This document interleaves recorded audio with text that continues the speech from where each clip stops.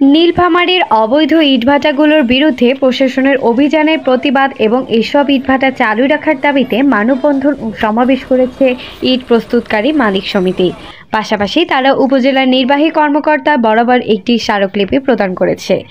আজ মঙ্গলবার দুপুরে বিভিন্ন ইটভাটার মালিক ও শ্রমিক সহ প্রায় 5 শতাধিক মানুষ উপজেলার সামনে মানববন্ধনে অংশ নেন।